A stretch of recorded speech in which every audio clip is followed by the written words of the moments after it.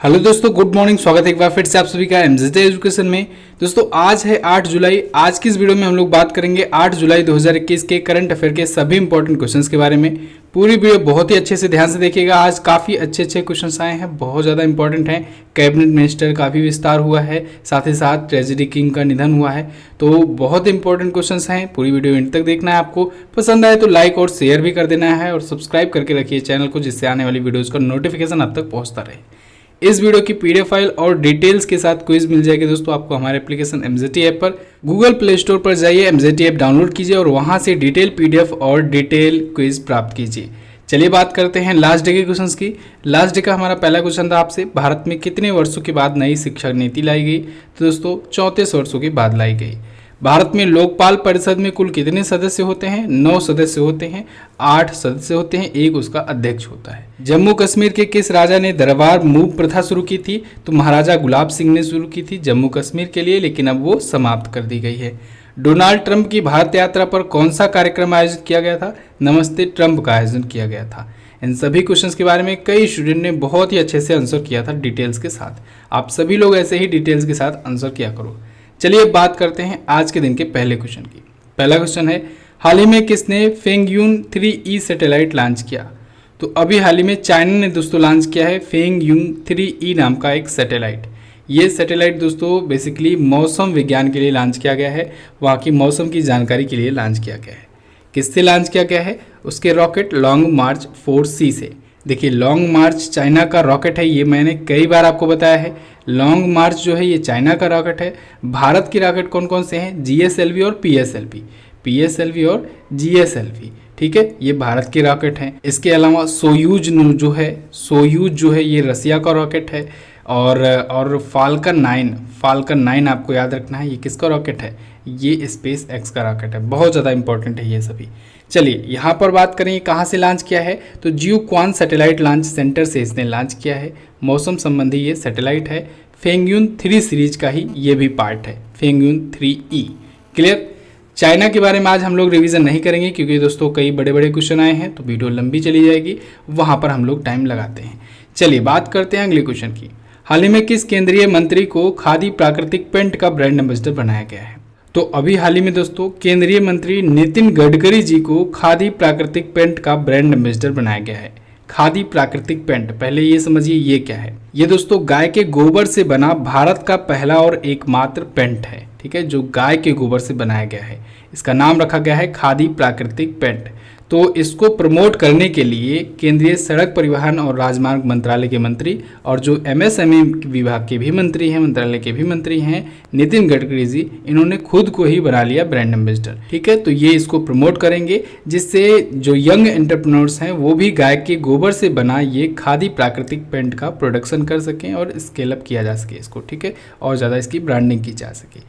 इसको बनाया किसने है? इसको कुमारप्पा राष्ट्रीय हस्त निर्मित कागज संस्थान जयपुर के द्वारा ये बनाया गया है। क्लियर? अब देखिए खादी और ग्रामोद्योग आयोग आया है जिसके तहत ये बनाया गया है, यानी कि ये जो है इसी की यूनिट है। कुमारप्पा राष्ट्रीय हस्त निर्मित कागज संस्थान KVIC का ही यूनिट है। तो इसके बारे में फिर से रिवीजन करते हैं, अभी जल्द ही ये क्वेश्चन आया था इससे रिलेटेड। ठीक है, स्थापना हुई थी 1956 में, हेडक्वार्टर है मुंबई में, अध्यक्ष हैं विनय कुमार सक्सेना जी। कौन सा क्वेश्चन आया था अभी रिसेंटली? प्रोजेक्ट बोल्ड, ठीक है, बांस से रिलेटेड एक था प्रोजेक्ट बोल्ड, याद रखिएगा, खादी और ग्रामोद्योग आयोग का प्रोजेक्ट है। चलिए अगला क्वेश्चन देखते हैं। हाल ही में किसने इंडो पैसिफिक बिजनेस समिट 2021 आयोजित की? तो अभी हाल ही में दोस्तों भारतीय उद्योग परिसंघ के द्वारा, कॉन्फेडरेशन ऑफ इंडियन इंडस्ट्री के द्वारा यानी CII के द्वारा इंडो पैसिफिक बिजनेस समिट 2021 आयोजित किया गया। वर्चुअल तरीके से आयोजित किया गया, 6 से 8 जुलाई तक की बीच में ये आयोजित किया गया, यानी ये 3 दिवसीय था आयोजन, ठीक है, 6, 7 और 8 को। भारतीय उद्योग परिसंघ ने इसे आयोजित किया है। क्यों? ये दोस्तों भारत और हिंद महासागरीय देशों के बीच में इकोनॉमिकल कोऑपरेशन को बढ़ावा देने के लिए, साथ ही साथ समुद्री जो संसाधन है उनका ज़्यादा से ज़्यादा और रेगुलरली यूज करने के लिए इसका आयोजन हुआ, इंडो पैसिफिक बिजनेस समिट 2021 का। अब आया है भारतीय उद्योग परिसंघ, इसके बारे में जानिए। इसकी स्थापना हुई थी 1895 में, हेडक्वार्टर्ड है ये नई दिल्ली में। इसके अध्यक्ष अभी हाल ही में बनाए गए TV नरेंद्रन जी, इनसे पहले कौन थे? इनसे पहले उदय कोटक जी थे। ठीक है, एक वर्ष के लिए नियुक्त किया जाता है। तो अभी टीवी नरेंद्रन जी को नियुक्त किया गया है। ठीक है, भारतीय उद्योग परिसंघ का नया अध्यक्ष। अगला क्वेश्चन देख लेते हैं। अगला क्वेश्चन बहुत ही ज़्यादा इंपॉर्टेंट है। भारत के नए स्वास्थ्य मंत्री कौन बने? देखिए दोस्तों, मोदी सरकार ने कैबिनेट में विस्तार किया है और ऐतिहासिक विस्तार किया है। इतना बड़ा विस्तार अभी तक कभी नहीं हुआ है भारत सरकार में। ठीक है, कैबिनेट में 43 नए मंत्रियों ने शपथ ली है। 43 नए मंत्रियों ने शपथ ली है। सब कुछ जानेंगे हम लोग। यहाँ पर बात करते हैं क्वेश्चंस के अकॉर्डिंग देखा जाए तो भारत के नए स्वास्थ्य मंत्री बन गए हैं मनसुख मंडाविया जी। देखिए दोस्तों, 43 मंत्रियों ने शपथ तो ली है मंत्रिपरिषद की, लेकिन बहुत से मंत्रियों ने अपने पद से इस्तीफा भी दिया है। टोटल इनकी संख्या है 12 मंत्रियों ने अपने पद से इस्तीफा दिया है, या कहें इनको इनके पद से हटाया गया है, युवाओं को मौका दिया गया है। ओके, यहाँ पर मैं सब कुछ तो आपको बता नहीं सकता हूँ, इस वजह से इस पर एक वीडियो आएगी आज, और उसमें हम लोग बहुत ही अच्छे से सब कुछ जानेंगे डिटेल में। कुछ जो महत्वपूर्ण पॉइंट है उसको यहाँ पर जान लीजिए। जैसे 12 मंत्रियों ने इस्तीफा दिया है अपने पद से, तो इसमें बड़े बड़े मंत्री हैं, जैसे डॉक्टर हर्षवर्धन जी हैं, इन्होंने इस्तीफा दे दिया, स्वास्थ्य मंत्री थे। ठीक है, रविशंकर प्रसाद जी हैं, इन्होंने इस्तीफा दे दिया है। प्रकाश जावड़ेकर जी ने इस्तीफा दे दिया है, और बहुत सारे मंत्रालय के इंटरचेंज किए गए हैं। ठीक है, जैसे कि अभी आप देखेंगे कपड़ा मंत्री बना दिए गए पीयूष गोयल जी। पीयूष गोयल जी रेलवे मंत्री थे, लेकिन रेलवे मंत्री किसे बना दिया गया? अश्विनी वैष्णव जी को रेल मंत्री बना दिया गया। आईटी और संचार मंत्री भी इनको बना दिया गया है। किरण रिजिजू जी ये खेल मंत्री थे, इनको कानून और न्याय मंत्री बना दिया गया। खेल मंत्री कौन बन गए? अनुराग सिंह ठाकुर बन गए खेल मंत्री। ठीक है, ये सूचना और प्रसारण मंत्री भी बन गए हैं, साथ ही साथ खेल मंत्री भी हैं। मनसुख मंडाविया जी ये स्वास्थ्य और परिवार कल्याण विभाग संभालेंगे, यानी स्वास्थ्य मंत्री हैं। साथ ही साथ ये रसायन और उर्वरक मंत्री बन गए हैं। तो आज दिन में जो वीडियो आएगी पूरा डिटेल वीडियो होगी, जिसमें पूरा मोदी कैबिनेट सब शामिल होगा। ठीक है, साथ ही साथ कितने लोगों ने इस्तीफा दिया, कौन कौन से पद पर थे, और कितने नई नियुक्तियां हुई, ये सब आपको मैं बताऊंगा। ओके, अच्छा, अभी कल राज्यपालों पर वीडियो अपलोड हुई है, जो 8 राज्य के राज्यपाल चेंज हुए उन पर वीडियो अपलोड हुई है। डेली 2 वीडियोज अपलोड हो रही है, तो आप लोग बेल आइकन प्रेस करके रखो। ठीक है, जिससे जो दिन वाली वीडियो आती है उसका भी नोटिफिकेशन आप तक पहुंचता रहे। चलिए फिलहाल देखते हैं अगला क्वेश्चन।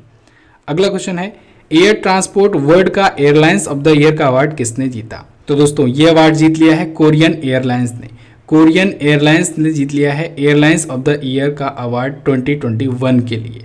यह अवार्ड एयर ट्रांसपोर्ट वर्ल्ड के द्वारा यानी ATW के द्वारा दिया गया। क्यों इसे अवार्ड दिया गया है? तो अब तक के सबसे खराब सिचुएशन में, क्योंकि पैंडेमिक आया था, इस सिचुएशन में परिचालन के रूप में, ऑपरेशन के रूप में सबसे लाभदायक बने रहने की वजह से, साथ ही साथ ये स्वास्थ्य सुविधाओं की सुरक्षा के लिए, साथ ही साथ कस्टमर की सर्विस के लिए, कस्टमर फर्स्ट वाली सर्विस के लिए, और भी जो इसके कर्मचारी हैं उनका ध्यान रखने के लिए, इन सब कामों के लिए ये अवार्ड इनको मिला है, कोरियन एयर को। ठीक है, ये कोरिया की एक एयरलाइंस है। चलिए अगला देखते हैं। हाल ही में जेम्स व्हाइटहर्स्ट ने किस कंपनी के अध्यक्ष पद से इस्तीफा दे दिया? तो जेम्स व्हाइटहर्स्ट ने दोस्तों IBM के अध्यक्ष पद से इस्तीफा दे दिया है। IBM अमेरिका की मशहूर कंपनी है, और इसके अध्यक्ष पद से इन्होंने इस्तीफा दे दिया है जिम व्हाइटहर्स्ट ने। अभी पिछली साल ही ये अध्यक्ष नियुक्त किए गए थे, लेकिन अब इन्होंने इस्तीफा दे दिया है। IBM के बारे में बात करें तो इसका फुल फॉर्म होता है इंटरनेशनल बिजनेस मशीन कॉरपोरेशन। इसकी स्थापना 1911 में हुई थी। हेडक्वार्टर है न्यूयॉर्क में, और इसके वर्तमान में चेयरमैन और CEO हैं अरविंद कृष्णा जी। इसके प्रेसिडेंट थे जेम्स व्हाइटहर्स्ट, जिन्होंने इस्तीफा दे दिया। क्लियर? अगला क्वेश्चन देखते हैं। भारत की पहली UPI आधारित कैशलेस पार्किंग सुविधा कहाँ शुरू की गई? तो ये सुविधा शुरू की गई नई दिल्ली में। भारत में पहली बार अब ऐसा हुआ है जब UPI बेस्ड कैशलेस पार्किंग सुविधा शुरू की गई है। तो ये दिल्ली मेट्रो के द्वारा शुरू की गई है, और दिल्ली के कश्मीरी गेट मेट्रो स्टेशन पर शुरू की गई है। तब UPI या फास्टैग की मदद से लोग कैशलेस पार्किंग सुविधा का लाभ उठा सकेंगे। ठीक है, दिल्ली मेट्रो आया है, इसके बारे में जानिए। दिल्ली मेट्रो के बारे में तो वैसे मैं बहुत सारी चीज़ें आपको लगातार बताता रहता हूँ। दिल्ली मेट्रो दोस्तों भारत की दूसरी मेट्रो रेलवे सेवा थी। 2002 में ये शुरू की गई। पहली मेट्रो रेलवे सेवा 1984 में शुरू की गई, कोलकाता मेट्रो। दूसरी थी दिल्ली मेट्रो। अध्यक्ष इसके वर्तमान में है दुर्गा शंकर मिश्रा जी।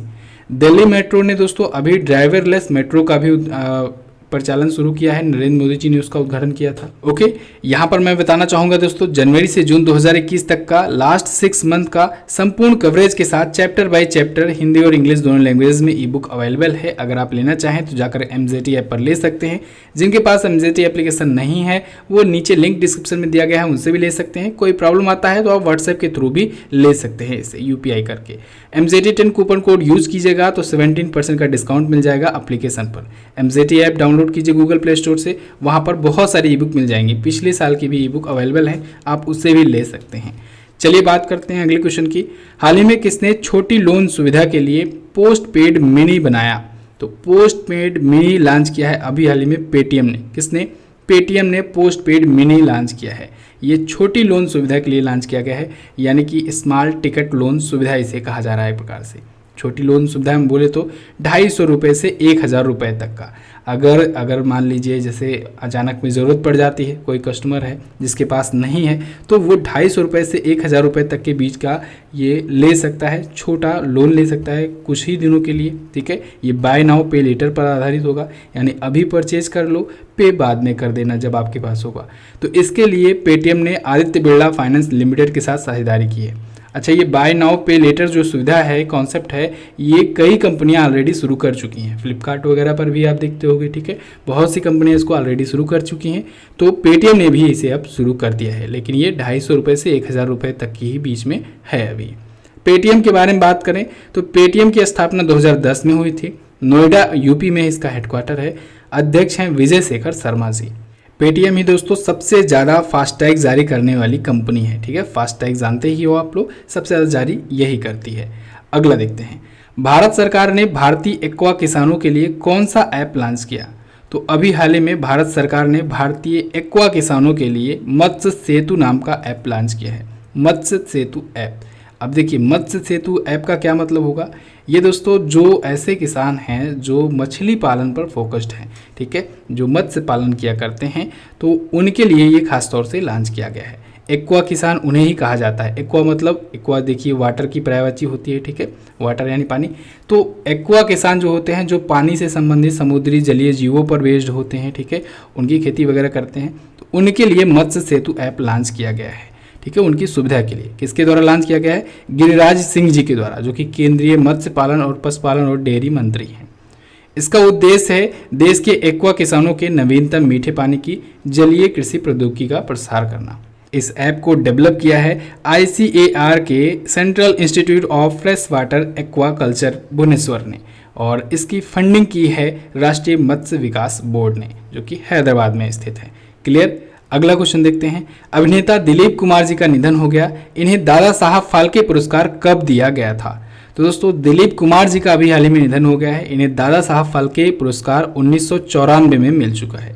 दिलीप कुमार ये बहुत ही फेमस एक्टर थे, इनके बारे में पूरा हम लोग डिटेल में जानेंगे। वाकई में एक युग की समाप्ति हो गई, समझ लीजिए इंडियन सिनेमा में एक युग चला गया। इनका असली नाम दोस्तों मोहम्मद यूसुफ खान था। मोहम्मद यूसुफ खान ये दिलीप कुमार के नाम से फेमस थे, जो कि फिल्म में इनका नाम हुआ करता था। दिलीप कुमार जी का जन्म पेशावर में हुआ था, जो कि वर्तमान में पाकिस्तान में है। 1922 में हुआ था, तब पाकिस्तान भारत का ही हिस्सा था। इन्हें बॉलीवुड का ट्रेजेडी किंग भी कहा जाता है। ट्रेजेडी किंग नाम से भी ये बहुत ज़्यादा मशहूर थे। 1954 में दोस्तों ये बेस्ट एक्टर का अवार्ड पाए थे फिल्म फेयर पुरस्कार में, और फिल्म फेयर पुरस्कार जीतने वाले ये पहले अभिनेता बने थे बेस्ट एक्टर के रूप में। ये सबसे ज़्यादा फिल्म फेयर अवार्ड जीतने का भी रिकॉर्ड रखते हैं अपने नाम। ठीक है, फिल्म फेयर अवार्ड सबसे ज़्यादा 8 है शाहरुख खान के नाम, और 8 ही हैं इनके नाम। 8 के साथ दोनों लोग टॉप पर हैं सबसे ज़्यादा फिल्म फेयर पुरस्कार जीतने के मामले में। दिलीप कुमार जी दोस्तों एक भारतीय अभिनेता के द्वारा सबसे अधिक पुरस्कार जीतने का Guinness book of world record भी अपने नाम रखते हैं। ठीक है, Guinness book of world record इनके नाम है, दिलीप कुमार जी के नाम, किसी एक भारतीय अभिनेता द्वारा सबसे ज़्यादा अवार्ड जीतने का। इन्होंने डेब्यू किया था ज्वार भाटा फिल्म से, 1944 में आई थी। इनकी लास्ट फिल्म थी किला, 1998 में जो आई थी। इनको दादा साहब फाल्के पुरस्कार 1994 में मिला। पद्म विभूषण से इनको 2015 में सम्मानित किया गया। भारत का तीसरा नागरिक सम्मान है। ठीक है, बहुत सारे अवार्ड और भी मिले हुए हैं ट्रेजेडी किंग दिलीप कुमार जी को। तो स्क्रीनशॉट ले लीजिए दोस्तों, इस पेज का बहुत इंपॉर्टेंट है, शेयर कर दीजिएगा अपने दोस्तों के पास। तो ये तो थे आज के दिन के टॉप 10 करंट अफेयर के क्वेश्चंस। कैसे लगी है वीडियो आप लोग कमेंट करके हमें जरूर बताइएगा। अगर वीडियो पसंद आई है तो इसे लाइक और शेयर भी कर देना। इसके अलावा दोस्तों जो स्टूडेंट हिंदी की प्रिपरेशन कर रहे हैं या यूपी पीईटी आरओ इन सब की तैयारी कर रहे हैं उनके लिए बहुत ही खास मौका है। हिंदी अब वो 100% स्कोर कर सकते हैं हिंदी में। हिंदी का वीडियो कोर्स अवेलेबल है एमजेटी ऐप पर। जाइए गूगल प्ले स्टोर से ऐप डाउनलोड कीजिए और इस वीडियो कोर्स को परचेज कीजिए। इसमें आपको वीडियो लेक्चर्स मिलेंगे, पीडीएफ डिटेल्स के साथ मिलेंगी, पीडीएफ नोट्स जिसे कहते हैं, और हर एक चैप्टर का मॉक टेस्ट आपको मिलेगा।